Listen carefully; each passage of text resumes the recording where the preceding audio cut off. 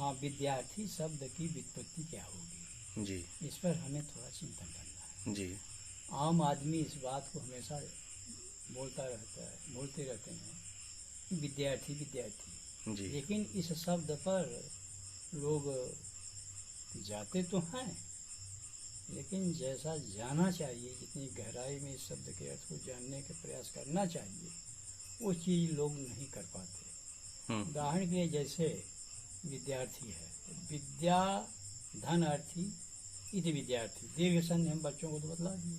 जो यहाँ विद्या भाई को दीर्घ चाहते संधि हैं। है, विद्या धन अर्थी, अर्थात विद्या को चाहने वाला है। अर्थ शब्द यहाँ प्रयोजन में है। अर्थ शब्द कई अर्थों, कई मीनिंग को कहता है। अर्थ माने धन भी होगा, पर अर्थ शब्द यहाँ प्रयोजन बाची है। तो विद्या के प्रयोजन को चाहने वाला, विद्या से प्रयोजन रखने वाला, उसको कहते हैं विद्यार्थी। अब हमें सोचना है कि विद्या है क्या चीज।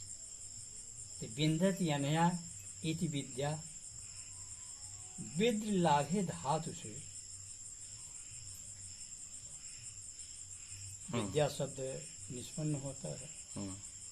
इसकी व्युत्पत्ति विंदति अनया इति विद्या है, अर्थात जिसके द्वारा व्यक्ति धर्म अर्थ काम मोक्ष ये चारों पदार्थ प्राप्त करे, उसे कहते हैं विद्या। और उस विद्या का प्रयोजन रखने वाला विद्यार्थी कहलाएगा। ये विद्यार्थी का वस्तुतः अर्थ है, जहाँ तक मैं समझता हूँ। जो जैसे आप जब विद्या अध्ययन किए काशी में, और वर्तमान परिप्रेक्ष्य में जो यहाँ जो विद्यार्थी हैं अपने विद्यालय में, तो क्या अंतर आ गया है दोनों में? जो आप देख रहे हैं कि आज के लड़के पढ़ते हैं और पहले जो पढ़ाई होती है, या आप जो पढ़े हैं किस आधार पर पढ़े हैं, वर्तमान में ये देखा जा रहा है कि उनको सही रूप से विद्यार्जन नहीं हो पा रहा है। तो कहाँ रुकावट आ रही है, किस कारण से, कौन कौन सी चीजें? संसाधन जबकि बहुत उपलब्ध हैं, पहले संसाधन का अभाव था। आप भी पढ़े होंगे तो उस समय संसाधन नहीं थे, पुस्तकें कम थीं और पंखा नहीं था, लाइट नहीं थी। फिर भी आपका ज्ञान वर्तमान में जो बच्चे पढ़ रहे हैं, चाहे वो आचार्य पद पर ही पहुंच जाएं, तो उनका नॉलेज का लेवल कम है। इसका कारण क्या हो सकता है? इसका कारण ये है कि जो बच्चे हैं वस्तुतः देखो, विद्या अध्ययन के लिए बहुत सारी बातों की आवश्यकता होती है। एक तो विद्यार्थी को सबसे पहले इस बात का ध्यान रखना चाहिए कि हमारे यहाँ लिखा है, अहे ऋप गणात भीतर सम्मानात नरकादि स्त्रीभ्य राक्षसीभ्य ये सब विद्याम अधिगच्छत। जी, विद्या को वही प्राप्त कर सकता है जो समूह से, जैसे समूह से जो विद्यार्थी डरे, अर्थात अकेला रहे। जी, तब जाके विद्या अध्ययन में उसकी रुचि होगी। अन्यथा समूह में जब रहेगा जी, तो विषय को आत्मसात नहीं कर पाएगा। जी जी, इसीलिए हमारे यहाँ कहा कि अहे ऋप गणात भीतर, जी, सर्प से जैसे व्यक्ति डरता है, उस प्रकार से विद्यार्थी को समूह से डरना चाहिए। अच्छा, समूह में कदापि न रहे। गुरुमुखात अध्ययन करने के बाद विद्यार्थी को हमेशा अकेला हो जाना चाहिए। और उसको विषय को जब तक आत्मसात न कर ले, तब तक अपने आप को समूह में न ले जाए। पहली बात, अहे ऋप गणात भीतर सम्मानात नरकादीव, विद्यार्थी को सम्मान कदापि खोजना चाहिए। क्योंकि सम्मान को हमारे यहाँ महर्षियों ऋषियों ने नरक की तुलना की। नरक सम्मान जो है व्यक्ति को आगे स्वाध्याय आदि करने में बाधा डालता है। इसलिए सम्मान का पूर्ण रूप में परित्याग कर दे विद्यार्थी, तो भी विद्या का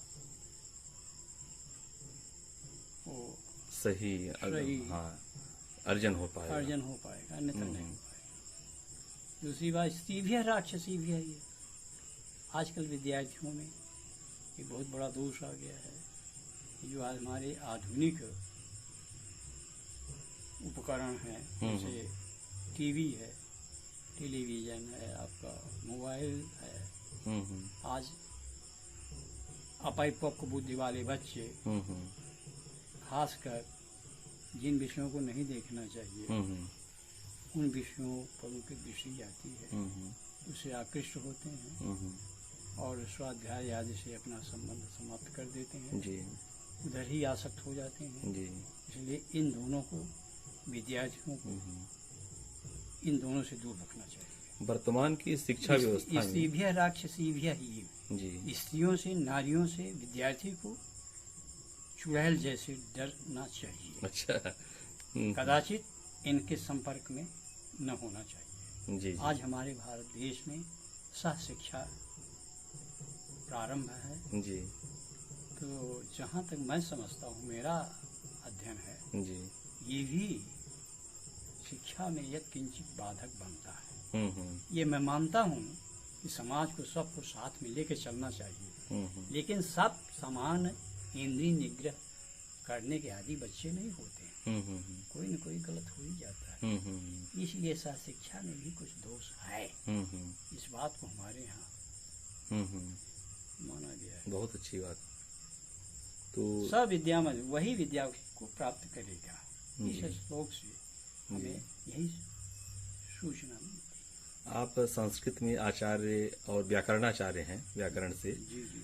तो वर्तमान में संस्कृत विषय की उपेक्षा हम देख रहे हैं, हाँ शिक्षकों के और विद्यार्थियों दोनों के द्वारा। हाँ तो संस्कृत का अध्ययन क्यों आवश्यक है, इस पर थोड़ा प्रकाश डालिए। जी। संस्कृत सबसे पहले हमें सोचना है कि हमारी जो संस्कृत भाषा है, तो संस्कृत शब्द पर हम पहले विचार कर लें जी। संस्कृत है क्या, पदार्थ कौन सा पदार्थ संस्कृत है। जी। तसम उपसर्ग पूर्वक डुप्लिक करने धातु से अक्ता प्रत्यय करने पर और संपरिभ्याम करो तो भूषणी, इस सूत्र से सुरागम करने पर संस्कृत शब्द निष्पन्न होता है जिसका हिंदी में अर्थ होता है परिमार्जित। जी। ऐसी भाषा जो परिमार्जित हो। तो आज हम देख रहे हैं कि हमारी भाषा हजारों वर्ष से चली आ रही है।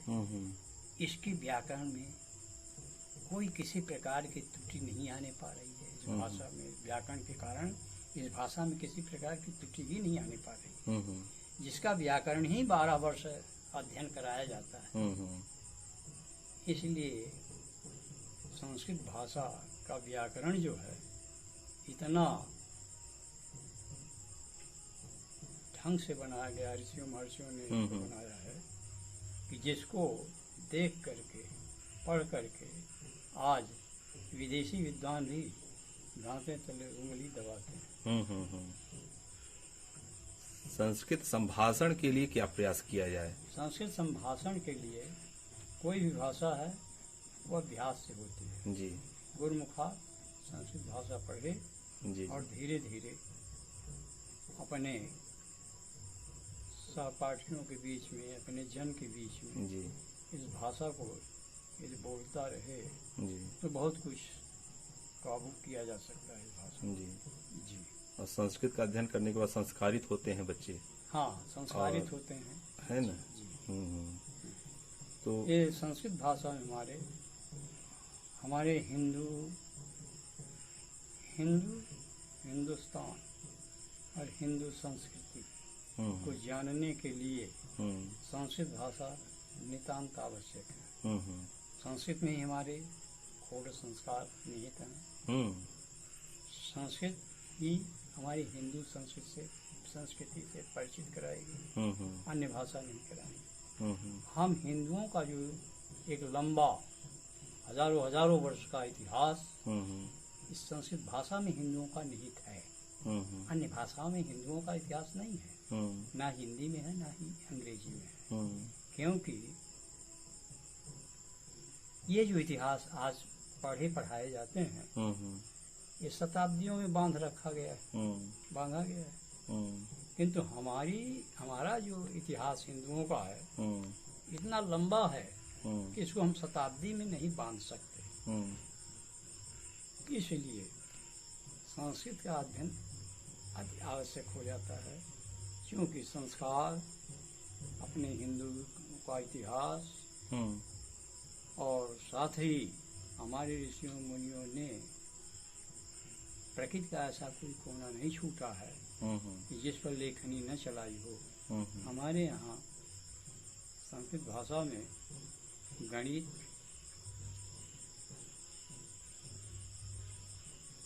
जितने भी विषय वर्तमान में पढ़ाए जाते हैं वो सारे के सारे विषय संस्कृत से ही आते हैं। आज हम किसी शिक्षक से पूछ दें कि स्वर और व्यंजन की उत्पत्ति कैसे हुई है, इनके आविष्कारक कौन हैं, तो आज हमारे शिक्षक वृंद मूक रह जाते हैं, नहीं बता पाते बच्चों को किस भाषा, व्यंजन और स्वर का आविष्कारक कौन है। इसका ज्ञान हमें संस्कृत भाषा से ही प्राप्त होता है। तो बात आ ही गई, तो कौन है स्वर के और व्यंजन? हाँ, स्वर और व्यंजन ये जो हैं, हाँ। ये हमारे पाणिनि जी इसके आविष्कारक हैं। अच्छा, ये 3 ऋषि की बात भी आप एक बार बताए थे। हाँ, ये 3 ऋषि, हमारा जो संस्कृत व्याकरण है जी, तो 3 मुनियों से ही बना है, इसीलिए इसको त्रिमुनि व्याकरणम कहते हैं संस्कृत भाषा का। जी, 3 मुनियों द्वारा रचित है। वो पतंजल, पाणिनि और कात्यायन। पतंजल जी ने अष्टाध्यायी में निहित जो लगभग 4000 सूत्र हैं, उन सूत्रों को लिखा है। उन सूत्रों में जो कमियां पाई गई तो उस पर कात्यायन जी वार्तिक लिख करके उन सूत्रों को पूरा किया और सूत्र और वार्तिक की व्याख्या पतंजल जी ने किया। तब जाकर के संस्कृत व्याकरण अपना पूर्ण हुआ। संस्कृत व्याकरण पर कोई एक पुस्तक नहीं है। इस पर लघु सिद्धांत कौमुदी, वैयाकरण सिद्धांत कौमुदी, मध्य सिद्धांत कौमुदी, प्रौढ़ मनोरमा, वैयाकरण भूषण सार, शब्देन्दु शेखर, परिभाषेन्दु शेखर, वाक्यपदीयम भारतीहर रचित आज बहुत सारे ग्रंथ संस्कृत व्याकरण पर लिखे गए हैं।